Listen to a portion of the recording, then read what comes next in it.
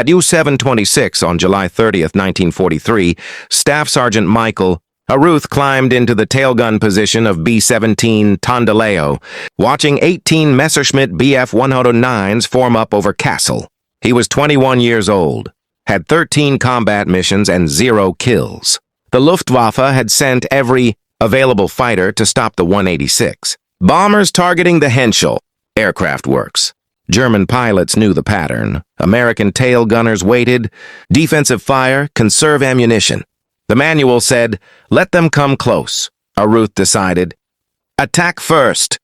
The 527th bomb. Squadron had lost 11 tail gunners in 3 weeks. Not wounded, dead. German fighters tracked this defensive pattern. Wait for the Americans to fire. Dodge the burst. Close to 300 yards. 20 mm cannons shred the tail section. 11 body bags sent home to families who received telegrams that started with, "The Secretary of War regrets." Arooth's crew had seen it. July 12th over Villa Coublé, a tail gunner 2 aircraft overtried standard procedure. The Messerschmitt came in from 7 o'clock low. The tail gunner waited. The fighter closed to 400 yards. The gunner opened fire. Bullets traced behind the diving fighter. The German pilot adjusted, closed to 200 yards. 4 cannon rounds destroyed the tail section. No parachute. Flight engineer Larry Reedman told Arooth the night before Kassel. German pilots are good, patient. They study American tactics. They know defensive gunners wait too long.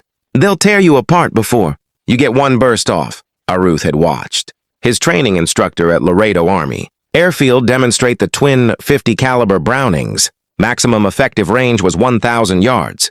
Training doctrine set fire at 600. Why waste 800 rounds per minute on low probability shots? Save ammunition for the kill zone. But Arooth had done the math. The Messerschmitt 109, closing speed against a B-17, was 700 miles per hour. That gave a tail gunner 4.3 seconds of firing time from 600 yards to point blank. 4 seconds, maybe 40 rounds downrange, one burst. German pilots knew this. They came in fast. American gunners got one chance, missed that burst, and the fighters' cannons ended the fight. So Arooth decided he'd fire at maximum range, disrupt the attack before it developed force. German pilots to break off early or take evasive action that ruined their aim. Aggressive engagement. His instructor would have failed him. His crew thought he was insane. The intercom crackled. Bandits inbound, high 6 o'clock. Arooth rotated his turret. 3 Bf-109s dove toward the formation, standard rear approach. Other tail gunners in the squadron would be tracking them, waiting for 600 yards. Arooth opened fire at 900 yards. Tracer rounds arced toward the lead Messerschmitt. The German pilot saw incoming fire and broke left hard. His wingmen scattered. The attack formation dissolved. No coordinated pass, no concentrated firepower on a single bomber. But now, 5 more fighters dove from 10 o'clock high, and Arooth had just burned through 150 rounds. The Kassel defenses hadn't even started yet. The 5 Messerschmitts came in fast. Arooth tracked the lead fighter. 800 yards, 750. His right gun clicked. Empty, he'd burned through. The belt engaging the first group. German pilots knew this moment. American tail gunners reloading meant 30 seconds of vulnerability. The lead 109 lined up for a killing pass. Arooth grabbed the ammunition belt, hands shaking from adrenaline, threaded it through the feed mechanism, locked the chamber. 10 seconds. The Messerschmitt closed to 600 yards. Arooth could see the pilot's face through the canopy. 12 seconds. The feed mechanism jammed. The belt twisted in the housing. German fighter at 500 yards.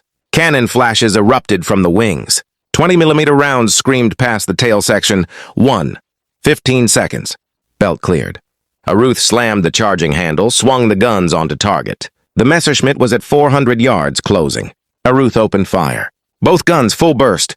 Tracers walked across the fighter's nose. Rounds shredded the engine cowling. Smoke erupted. The 109 broke right and dove.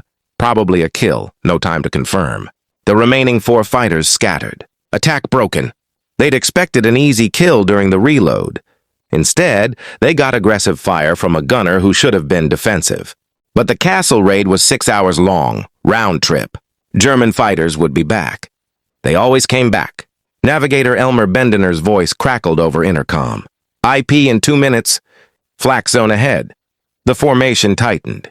18 bombers in a defensive box. 54 aircraft total in the 379th Bomb Group, every tail gunner in position. All of them had seen Arooth's technique. Fire early, disrupt the attack. But doctrine was doctrine. Training was training. Most gunners waited for 600 yards, like the manual said. The flak started. Black bursts at 17,000 feet. Shrapnel peppered Tondelayo's fuselage. Pilot Bon Fox held formation. Bombardier Bob Hedney lined up the Norden sight on the Henschel works below. Bombs away. The formation banked left for the return flight. That's when the Luftwaffe hit them with everything. 23 German fighters, Focke-Wulf 190As and Messerschmitt 109As. They'd waited for the bombers to drop. Payload, lighter aircraft, faster, less maneuverable. The Germans came from all angles. Arooth tracked a Focke-Wulf diving from 8 o'clock high. 1,000 yards. He opened fire, long burst. The German pilot saw tracers and rolled away. Attack disrupted. But 3 more fighters came in from 4 o'clock. Arooth couldn't rotate fast enough. They were targeting another B-17. The tail gunner on that aircraft waited.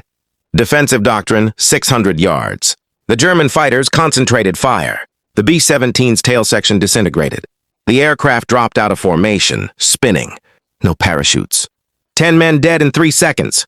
The Focke-Wulf Arooth had driven off, circled back. This time from directly astern, a low approach, rising toward Tondelayo's belly where the ball turret had limited depression. Smart pilot. He'd learned. Arooth tracked him. 900 yards, 850, he opened fire. Tracers reached out.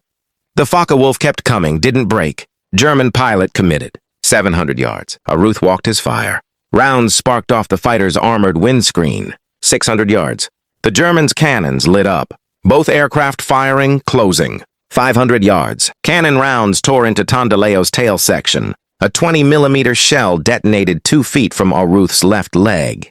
The explosion threw Arooth against the turret frame. Shrapnel tore through his left thigh. Muscle, bone. Arterial spray painted the plexiglass red. His oxygen line severed, hissing. 17,000 feet. 3 minutes until hypoxia. 6 minutes until unconscious. 8 minutes dead. His left gun mount shattered, twisted metal, unusable. The intercom went silent. Electrical system damaged. Arooth was alone in the tail, bleeding, suffocating, 1 gun left.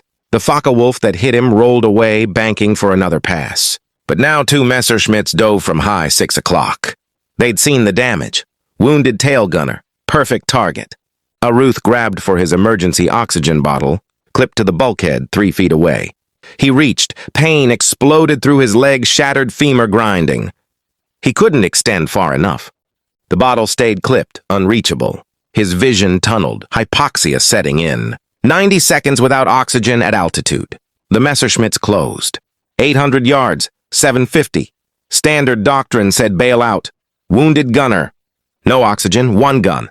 Nobody would blame him. Grab the parachute, rotate the turret, exit through the fuselage, live. But if Arooth left his position, Tondelayo's entire tail was exposed, undefended. German fighters would tear the aircraft apart. 9 men in the crew, 9 families who'd get telegrams. His vision darkened at the edges. 700 yards. Arooth forced his hands to the gun controls, muscle memory, training. He tracked the fighter. 650 yards. Open fire. Tracers reached out through the thin air. The lead Messerschmitt took rounds across the left wing. Fuel tank ruptured. Orange flame erupted. The fighter rolled inverted and spun away. Confirm kill. Arooth's first. His vision went gray. The second Messerschmitt kept coming. Arooth tried to track it, but his hands wouldn't respond properly. Fingers numb, coordination failing. The fighter closed to 500 yards. His remaining gun clicked empty, belt expended, ammunition box dry. The Messerschmitt pilot saw the American gun stop firing. He held his approach, closing for the kill shot. 400 yards. Arooth grabbed the ammunition belt with hands that barely functioned, threaded the feed mechanism. His vision collapsed to a narrow tunnel, black creeping in. The belt slipped through his fingers, dropped. He grabbed it again, loaded, pulled the charging handle. The Messerschmitt was at 300 yards. Cannons firing, rounds walked up the fuselage toward the tail. Arooth swung his gun onto target, squeezed the trigger. Nothing happened. The gun jammed, failure to feed. Takes 30 seconds to clear. Arooth had maybe 15 seconds of consciousness left. The Messerschmitt closed to 200 yards. Cannon shells tore through the horizontal stabilizer. Arooth yanked the round free, slammed the charging handle forward. The Messerschmitt filled his gun sight. 100 yards, he fired. Both aircraft shooting, closing, converging. His burst caught the 109's cockpit. Rounds shattered the canopy, tore through the pilot. The fighter snapped, rolled left, and fell away. Second kill. Arooth's vision went black. He woke up 30 seconds later, or maybe 3 minutes. Time meant nothing without oxygen. His leg was still bleeding, the gun was still hot, and 6 more German fighters were forming up for another pass. Pilot Fox threw Tondelayo into a violent corkscrew, evasive maneuvers. The corkscrew slammed Arooth against the turret walls. His head cracked against metal. The impact shocked him awake, vision still gray, conscious, barely. The 6 Messerschmitts circled the formation like sharks. They'd seen Tondelayo's damage. Wounded bomber, easy kill. Arooth rotated his turret, tracked the German fighters. They were regrouping. 3-ship element, textbook Luftwaffe attack formation. They'd hit from 7 o'clock low, all 3 at once. Arooth had maybe 90 seconds of useful consciousness left. But the gun still worked. 1 ammunition belt left, 400 rounds. The 3 Messerschmitts dove. Arooth picked the leader. 800 yards. He opened fire, long burst. The German pilot saw incoming rounds and broke formation early. Attack disrupted. His 2 wingmen kept coming. 700 yards. Arooth shifted to the second aircraft, fired. The Messerschmitt rolled away, not hit, just cautious. Now only 1 German was committed. 600 yards. The lone Messerschmitt dove, pilot determined. Arooth tracked him. 550 yards, open fire, steady burst. The fighter flew through his stream of tracers. Rounds ripped into the 109's left wing, fuel fire. The aircraft cartwheeled and disintegrated. 3rd kill. But Arooth's gun clicked empty again, last belt expended. He was defenseless. The 2 remaining Messerschmitts saw this. They reformed, dove together. Classic bracket attack. Arooth couldn't engage both. His vision collapsed to a pinpoint. He watched the 2 Messerschmitts close through a gray haze. 200 yards. This was how it ended. But then something happened. 3 other B-17s, in the formation, suddenly opened. Fire on the attacking Messerschmitts. Not at 600 yards. Not defensive. At 800 yards, 900 yards. Aggressive, early engagement. The tail gunners on those bombers had watched Arooth fight for the last 20 minutes. Watched him break up attack after attack with long-range fire, and they decided to try his insane tactic. The German pilots flew into a wall of tracers. Both Messerschmitts disengaged. Tondelayo was saved. Flight engineer Riedman finally got into the tail section, found Arooth collapsed, blue-faced, not breathing. Riedman forced the emergency oxygen mask onto his face. Arooth gasped. His eyes opened. Riedman wrapped a tourniquet around his thigh. "You crazy son of a bitch," Riedman said. "You got 4 of them. 4 kills, 1 mission, the highest. Single mission tally for any B-17 tail gunner in the 8th Air Force up to that date, July 30th, 1943. Fox flew Tondelayo home on 3 engines. German fighters pursued for 50 miles. But every time they approached, the tail gunners in the 379th bomb. Group opened fire at maximum range, aggressive engagement. The Luftwaffe pilots had never seen this before. It destroyed their attack coordination, made them cautious, defensive. By the time Tondelayo crossed the channel, 7 tail gunners in the squadron had adopted Arooth's tactic. Not officially, but combat tested. The gunners who tried it survived. The gunners who stuck with defensive fire came home in boxes. Arooth was unconscious again when they pulled him from the tail position. The doctor said Arooth would never fly again. Shattered femur, nerve damage, hypoxia-induced brain trauma. Arooth was walking in 5 days. "I'm supposed to be in a tail turret," he told Navigator Bendiner. The Distinguished Service Cross citation detailed Arooth's actions, but the citation didn't mention how. Arooth's aggressive tactics spread like wildfire. Pre-Kassel, tail gunner casualties in the 379th averaged 6 per month. Post-Kassel, 2 per month. The numbers told the story. Word reached other bomb groups. On August 23rd, Arooth discharged himself against medical advice. His crew was flying without a dedicated tail gunner. Arooth showed up at the flight line anyway. August 25th, mission to Paris. He climbed into Tondelayo's tail position. "Good to have you back, Mike." After they landed, 3 young replacement gunners approached Arooth. They'd heard the stories. Arooth spent the evening teaching. Lead the target at maximum range. Don't wait, force the German pilot to react. Disrupt his attack plan. Make him defensive. The manual says wait for 600 yards, one gunner said. The manual was written by men who never faced a Focke-Wulf, Arooth replied. Fire at 900, you'll live longer. Over the next 2 weeks, Arooth trained 11 gunners. Average life expectancy for a new tail gunner in August 1943 was 6 missions. The 11 gunners Arooth trained averaged 14 missions before rotation or casualty. On September 6th, Tondelayo's crew was assigned to Stuttgart. A deep penetration run. German fighters hit them over France. Focke-Wulf 190As. The German pilots had learned about maximum range engagement. They came in faster now. Arooth tracked a Focke-Wulf diving from 8 o'clock high, 1,000 yards. He opened fire. The German pilot snapped, rolled right, evaded, but kept coming. 700 yards. Arooth fired again. The 190 took hits, but kept coming. 600 yards. This pilot was experienced. 500 yards. Both aircraft firing. Arooth held his burst. 400 yards. His tracers found the fighter's engine cowling. Smoke erupted. The Focke-Wulf rolled away. Probably kill. Arooth's 5th total. But 20 more fighters attacked. Stuttgart's flak defenses were the worst. Tondelayo shook. Bombs away! Get out of the flak zone! That's when the fighters returned.